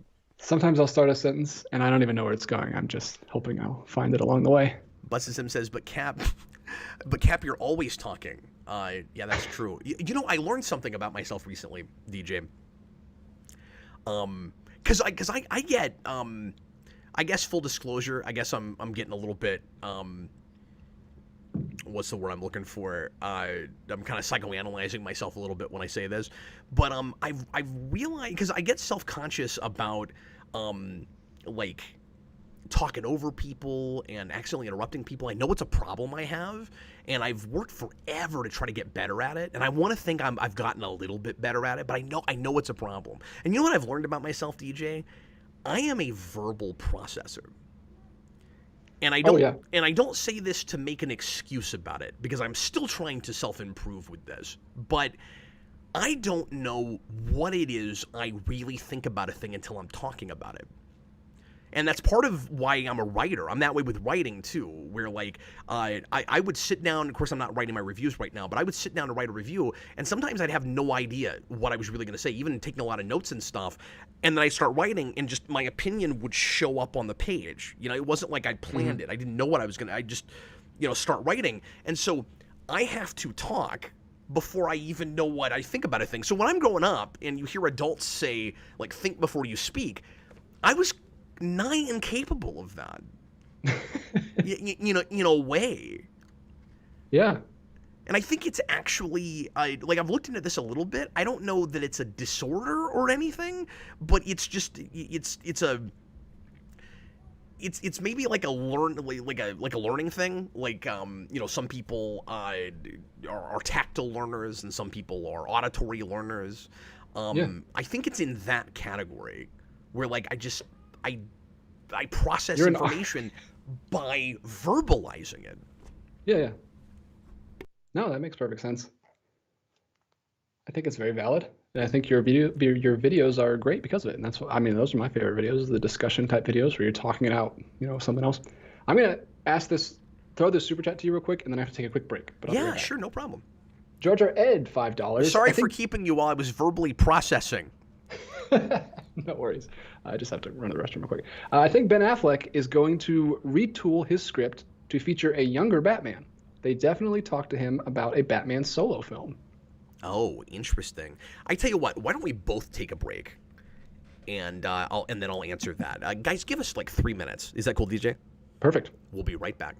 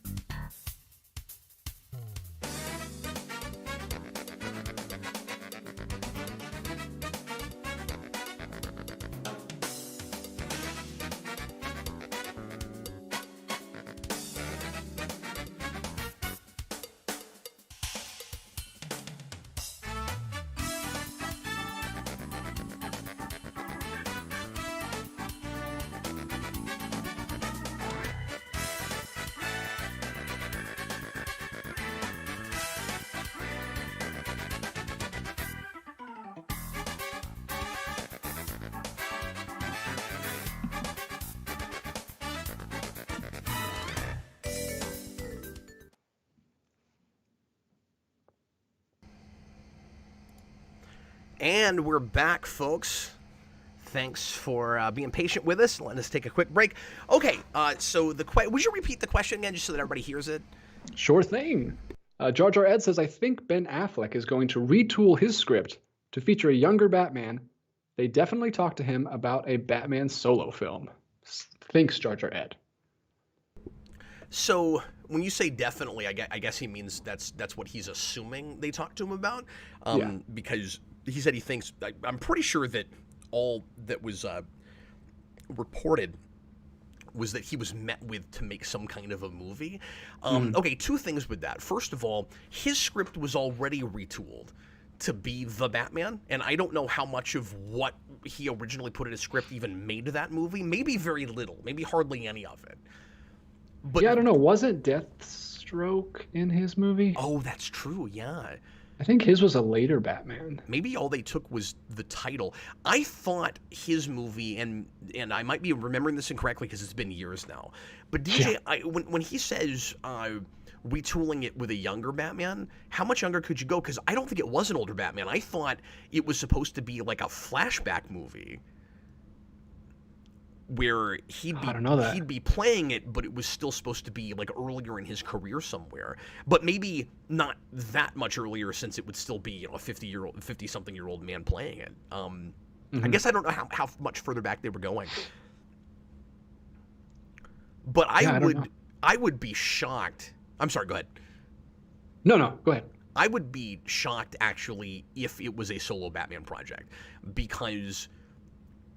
And maybe this wouldn't confuse people too much, DJ, but I just think, like, if you had different enough Batmans, if you made a solo Batman movie in the new DCU proper, versus the Batman universe, but I don't see Gunn or Warner's really wanting that, at least right out the gate, when they've got a profitable first movie in a franchise, and they're about to put out a bunch of TV shows. There's no way that's what Affleck's... Here's my prediction. If they are full-on rebooting and we get to a Justice League very soon, Affleck's directing Justice League. Ooh. It'll be something with Batman in it, maybe. Unless it's a smaller, singular character thing. Maybe Affleck's pitching them something. Maybe there's something else in DC that we don't know that Affleck likes, that he would want to do. Or maybe it's some kind of Bat family thing without Batman. Yeah. He could be making... Wouldn't it be crazy if the Batgirl movie gets canceled and then Affleck makes Batgirl? Or Affleck makes Nightwing? Or, I could see something like that. And I could see that being pretty cool. That'd be crazy. No, don't do Batgirl, Affleck. Batgirl is cursed. But I want Batgirl at some point. I know. It's just this after the Whedon script, and then him not getting direct, and then that movie getting finished, and then not. Okay, but now this won't be an official prediction, because this would be crazy. Well, the Snyder thing's crazy too, but I actually think that's plausible. But here's what would be nuts. We know that that Gunn, I don't know when the man sleeps. I don't know when he slept before all this. Gunn has sat down with the directors of Batgirl, and allegedly, they've been real friendly with each other, and he's talked to them like maybe he'll give them a project. And what if Batgirl gets canceled before it comes out, and then the project that Gunn gives them is Batgirl?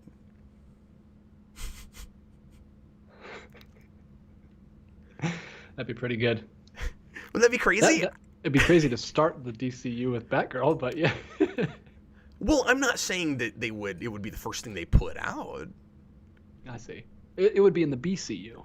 It would be the Batgirl.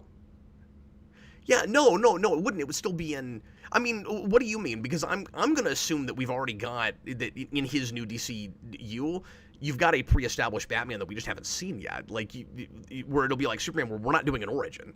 And we'll have a Batman that's been around, and he might have his whole Bat family. You could still do Batgirl. Yeah. Potentially. Yeah, absolutely. We don't know what he's doing yet. The way you said that, I thought that was just going to be like the first thing he did. No. I'm just saying that like he's talking to lots of directors right now to do potentially different projects.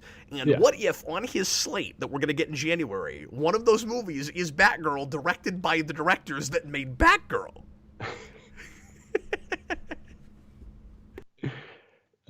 Well, I don't think they would be too against it because they weren't against the idea of it. They just watched it and thought it was bad and said, "Yeah, we can't release this." So Yeah, and if I mean, I'm sure Zaslav would be like, "Oh no, you're putting me in this position," because he's the one that. Well, and part of the reason that they shut that down was because they had a certain. It seems like they had a certain maybe dollar amount quota where they were hoping to not have to deal with taxes. So like that was a tax write-off thing. And if that movie was in their minds that bad, well, here's a thing we can get rid of and then not have to deal with the fallout of. But I'm not saying that will happen. It would be nuts. Maybe it's not even plausible. On the other hand, if Gunn is allowed to hire them after that whole fiasco, what would be stopping him from letting them make another Batgirl movie? Nothing. I want Senior Stick's idea. He says, "What if Affleck played the whole Bat family?"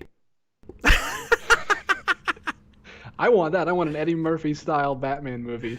That's where, and Ben Affleck Affleck as Alfred, and Ben Affleck as Ace the Bat Hound. I'm trying to think of how do you mix Alfred and Affleck together to make a fun pun. Alfleck. Yeah.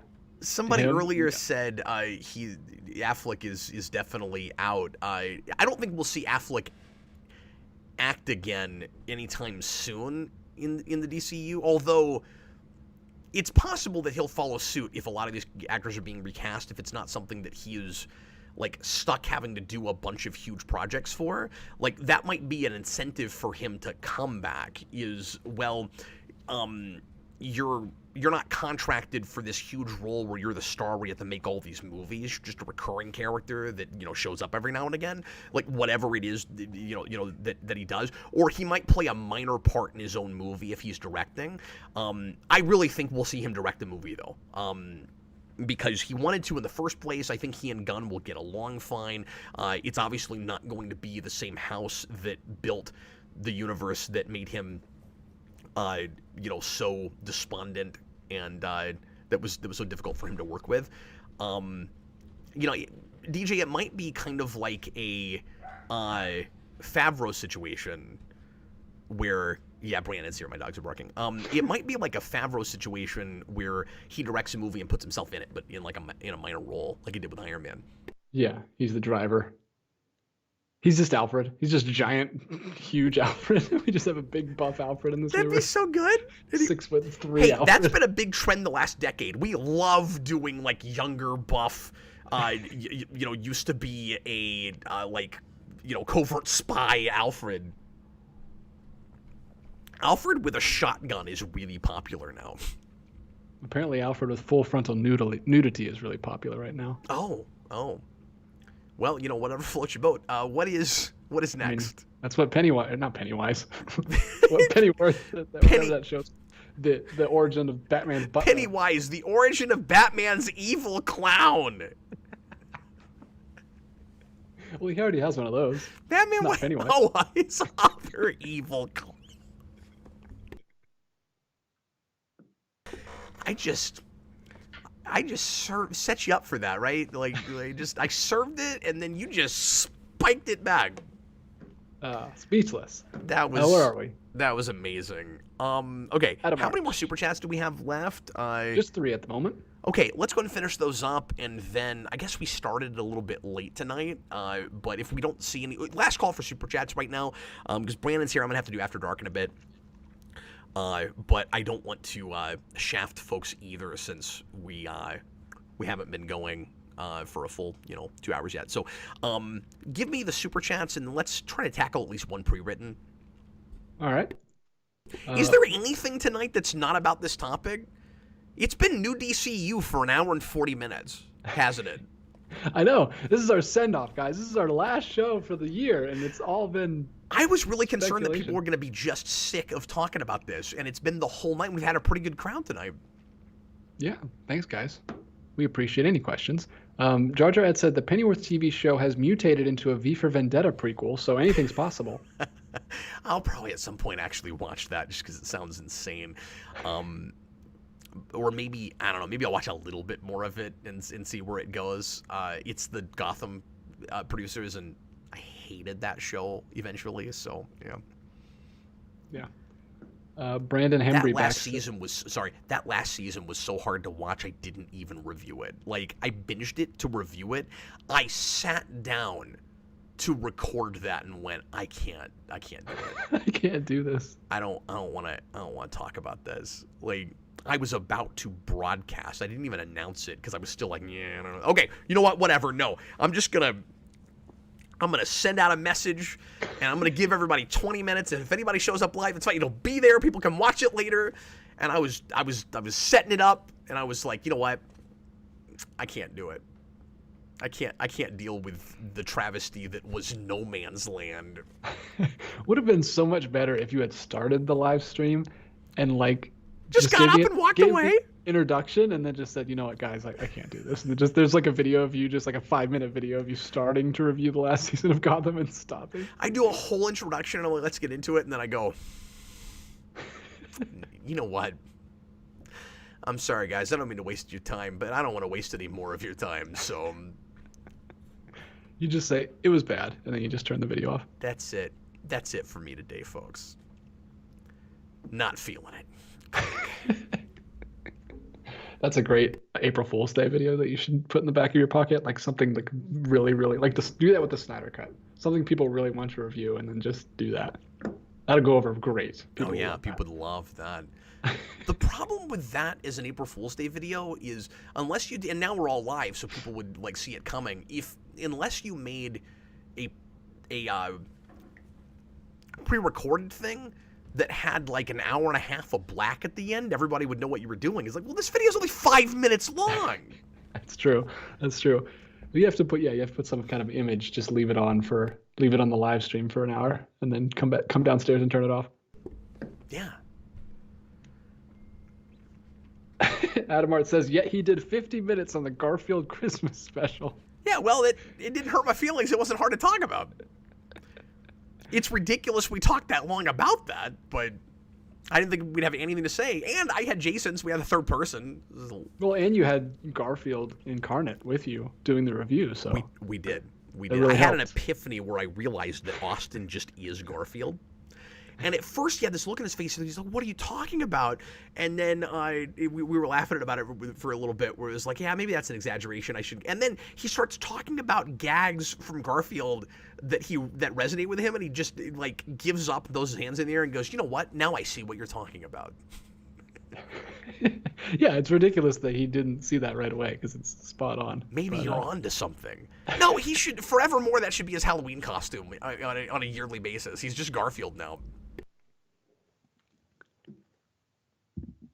All right. What do we got here? Adam March, $2. People in chat are telling me to get back to the super chat, so I'll do my job. Gunn will do... Oh, wow. What a coincidence. Gunn will do a Garfield versus Krypto Christmas special. I don't think Warner Brothers owns the rights to Garfield. Or do they? Is that who has Garfield? I don't know who makes those movies. Chat, who has Garfield? Maybe it is Warner's. Well, we can finally get the third film in that franchise, which I've been eagerly waiting for 15 years. I'm going to go out on a limb and say that's not going to be quite as good as the Guardians Christmas special, but... All right, moving right along. You can't just leave us hanging after A Tale of Two Kitties. Yeah, that was I want that more than I want Hellboy 3.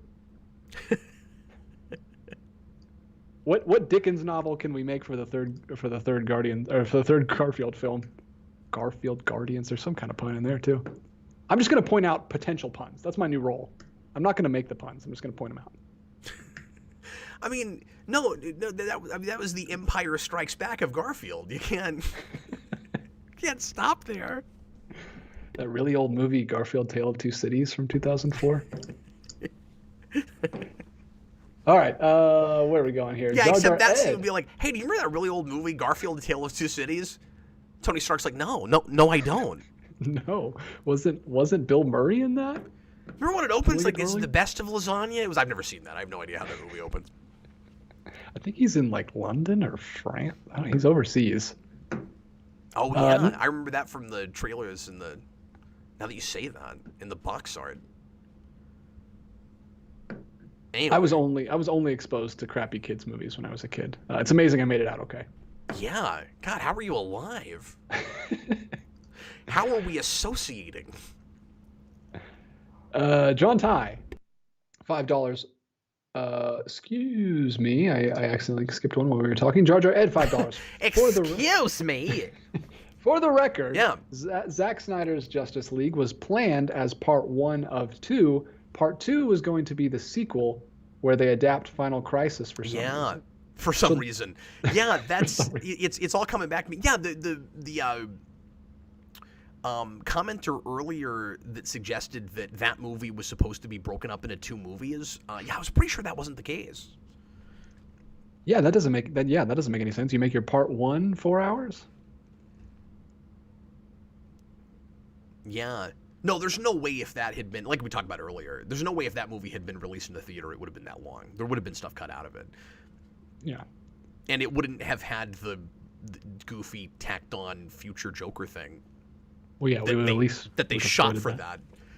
Yeah. Why? I don't understand. But he had a whole outline, and it's been a while, so I don't remember everything, all the insane stuff that was in it. But he had a whole. Maybe someday I'll do a rewind podcast on just his outline and his pitches for that stuff, because I don't think he had a full treatment for everything, but we knew quite a bit, and yeah, the next there were like 2 more movies after that. It was going to be like I think, wasn't it like a full-on trilogy? It was like a part 2, a part 1 and part 2, and then another thing after that? Or was it that BVS was the beginning of a trilogy? Maybe that's what it was. I forget. But there was like one of the Trinity was supposed to die in every movie, I think, was part of it. And anyway.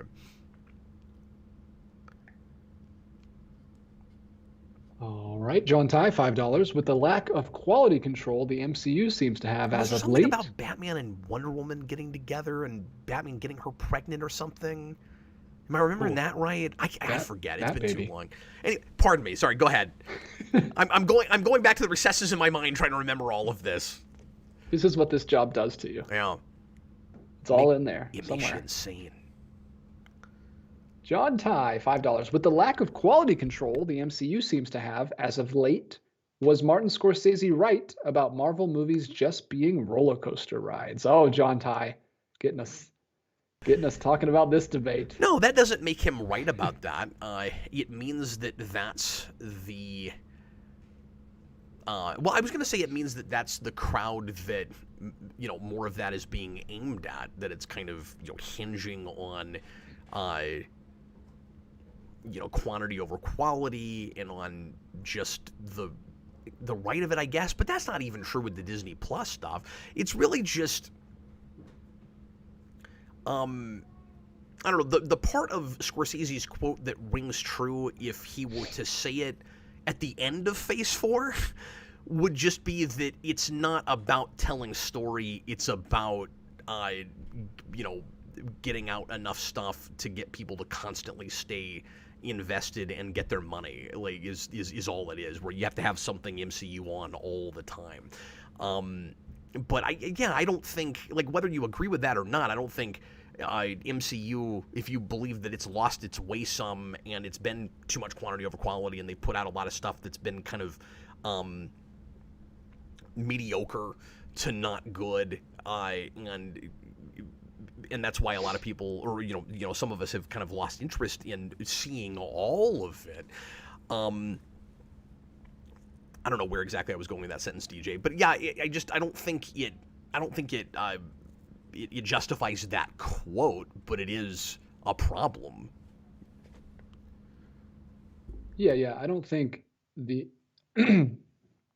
quality of the stuff would have no bearing on whether or not his quote was true, because just because they're bad doesn't mean they're just roller coasters, but they could also both be true. You know what I'm saying? Like even if they were good, they could just be. Yeah, I don't that's know. true There's too. different kinds of movies. Like some movies are like I finally got a chance to go out and see Black Panther 2 Yeah. Friday. I finally got a chance to see it. Last person in the world to see it, I know. But I did feel like that at the end. I was like, oh, that was fun. That was that was all right. That was fine. That was a fine night out with my wife. Yeah. But I don't know if I'll ever watch it again. I'm glad I saw it on the big screen. That's kind of how I feel about some Marvel Well, you movies. probably will if we go back to Marvel Mania, but Yeah, yeah.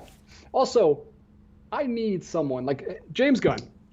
Make underwater seem interesting or attractive to me in any way, because like we've had two huge movies where Atlantis is like the main like location, and it just looks so blah. Like yeah. I don't know, man. It's supposed to be the most glorious city, and it's just like underwater. It's just foggy, murky water. It doesn't. I'll look go on record appealing and to say me. I like what it looks like in Aquaman. Okay. Yeah. No, yeah, it's cool. It's like, I mean, it's like a Roman ancient city, but it's like, I don't know. It just seems like you're just like swimming around in the dark. I don't know. I need to see it. Is how that just the people in location city you're not see that it. interested in? Is that all it is? Or are you just saying you're cinematography wise, there's no way to make it like fun to look at?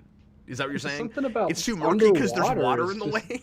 Yeah, it's just an ugly something. It's not. It's something about it's just ugly to look at. It doesn't entice. It's I don't know. You can't like have sunlight, or you can't have light reflecting off of anything. That's It's true. just everything's just flat, like a bluish color. I don't know. It's hard. I mean, I'm not saying it's easy to do.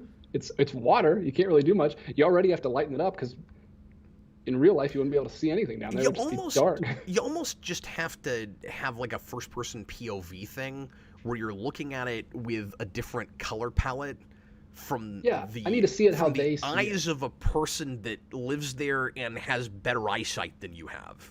Yeah, Right? yeah. That's primed to look at it like that. If But only they real could quick, with give me like 3D Atlantean glasses so when I walk in and sit down. with the screen, it'd be really funny if I put this on. Oh, I can't see underwater either. With real quick with the Scorsese thing, because honestly, I'm kind of tired of talking about this quote, but I'll just say So is he probably. it was kind of a hyperbolic thing that he said, and he's Yeah, got, with respect to him, a very particular standard of what good storytelling is in movies. So I mean, you look at the kind of movies he makes. He doesn't go by a formula. He doesn't want to see formulaic movies. He wants everything to start from a character, an idea place, and be born out of that instead of going backwards, where you go, we have this formula, we have this machine, and then we've got to insert something into that. Having said that, some MCU movies get closer to breaking out of that than others, and I think if he were to be forced, Clockwork Orange style, to binge all of MCU movies and somehow was also able to keep his bias as much in check as possible, he wouldn't agree with himself at the end of that. There would be at least 2 or 3 of these movies where he would go, okay, that I'm sure he just hasn't seen.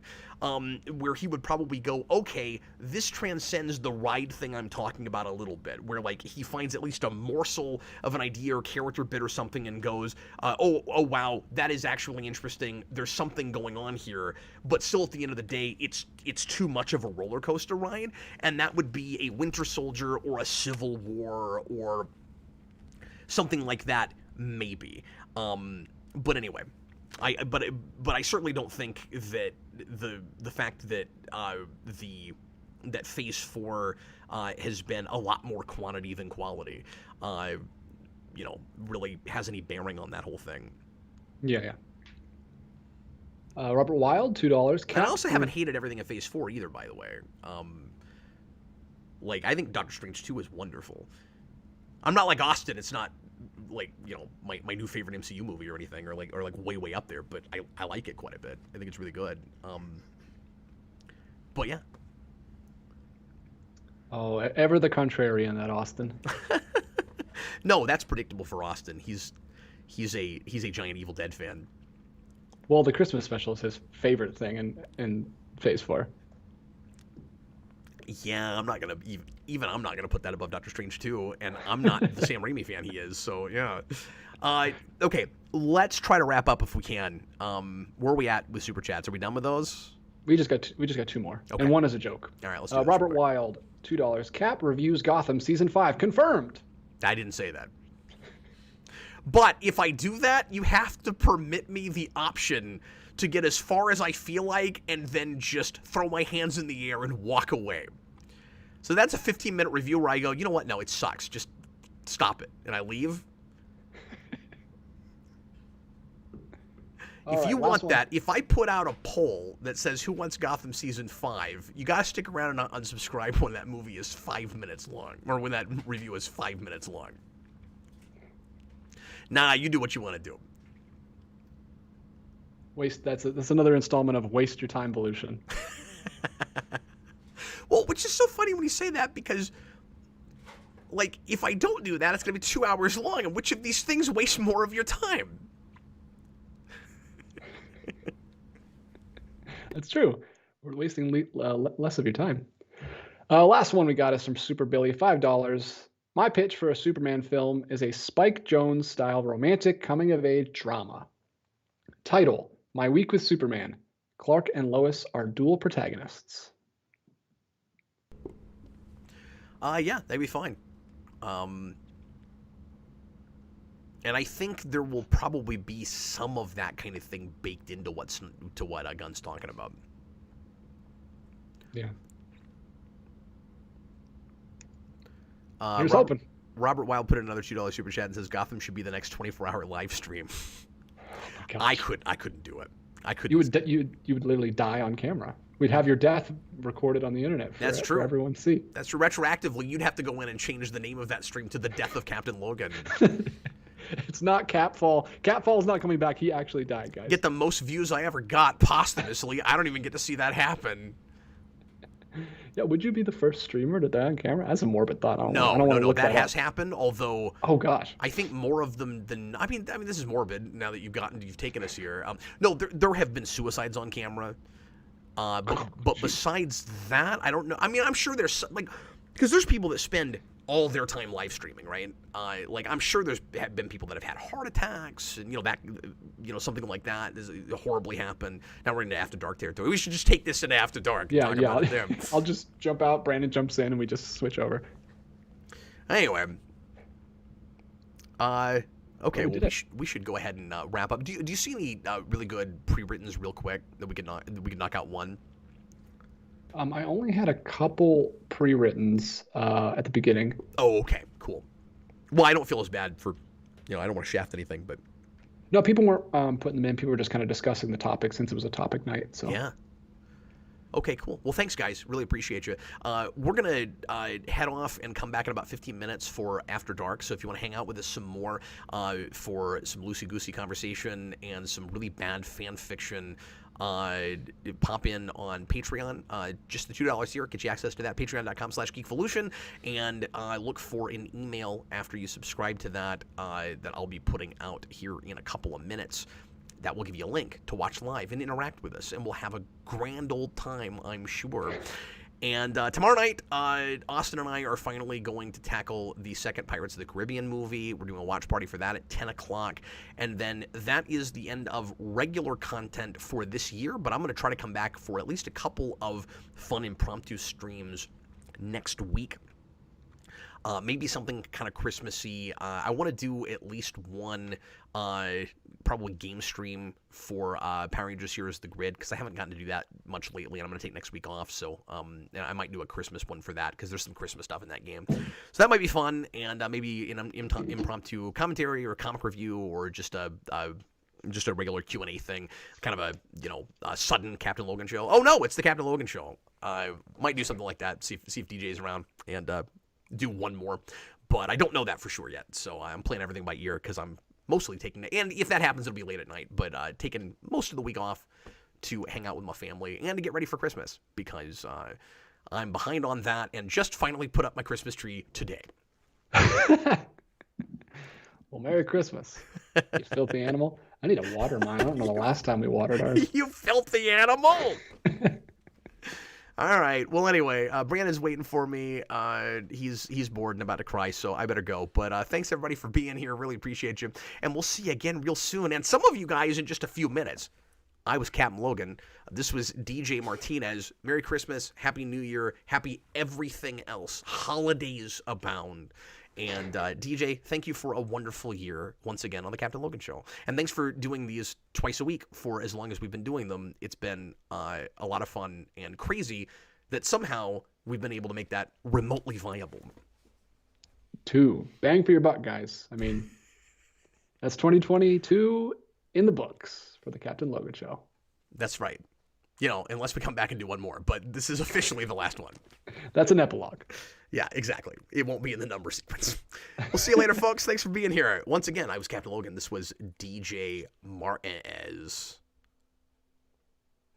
Sorry, I have to rig up my music here. Love you guys. Thanks for being here. We'll see you later. Bye. You need rigging music while you're rigging up the real music. Oh, yeah, but that would be another button I'd have to press, and you still have to wait for that. Anyway, bye, everybody.